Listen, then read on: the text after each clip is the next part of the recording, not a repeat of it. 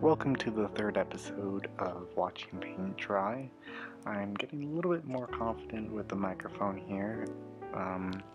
So today we're just going to paint, I don't know what kind of dog it is, but it's a dog of one of my coworkers.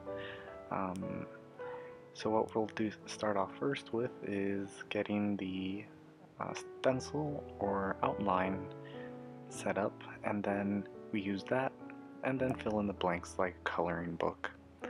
So let's start off. I actually, before making this video, I started off with the general shapes.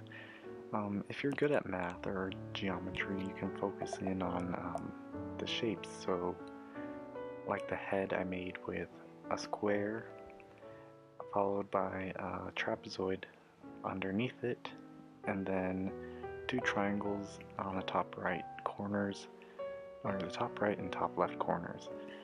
This just made it a little bit easier to work with when I was going in with detail during the drawing.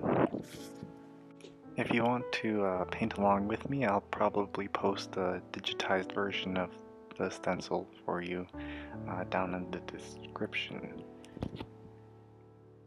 So let's take a look at what colors we're going to be using to paint with today. I circled the main ones. I think I used red later on for some details and some brown. Yeah, you'll see the red here. There we go.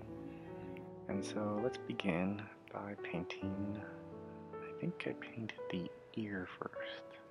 Well, actually I started with the brown first because that was like, seems most convenient.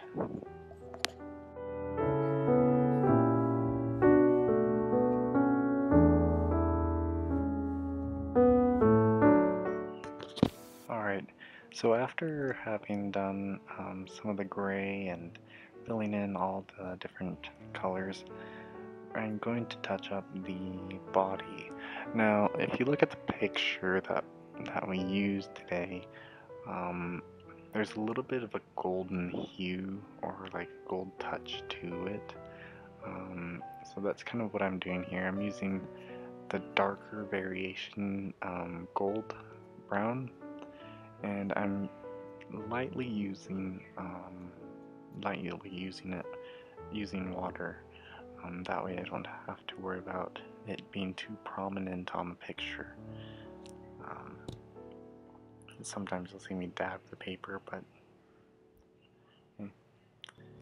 so let's go fast forward here for a little bit. But there was another thing that like the sunlight was coming in, so it added some blue to the painting. Very interesting. Okay, so about now I started adding the shading. I started with the gray color, just going in with the shadows of the dog, and the paws and the legs were a little bit tricky because some patches were white and others were not. So when we do the color around it, we'll paint the we won't paint the light spots, if that makes sense. That way it looks like white. And here it is. I used again the same darker gold variation, watered it down for the couch blanket, and now I am going in with the detail of the plaid blanket, which is like brown squares and a little bit orangey squares too. So let's get through that. I didn't put that in the stencil for you to follow. It's just kind of a little bit of like explore on your own, kind of do your thing. You can probably do it. So I fast forward just because I don't think you would really want to watch me paint squares for a minute or two. So I just went in, colored in the pillow and the rest of the sofa with the gold color, and then also some of the green, the darker green that we saw there in the palette. I don't know if you guys can choose your own color to paint the dog. I am no critic.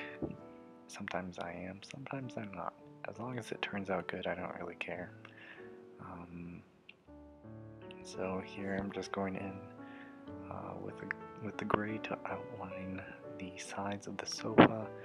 I'll later on touch the armrest, like right here. I'm being sure to start with the shadowed area because I know when the paint dries there, it'll leave kind of a little mark, and that's what we can use to identify the shadow with. And then with a wetted brush, I went in and painted the rest of the sofa.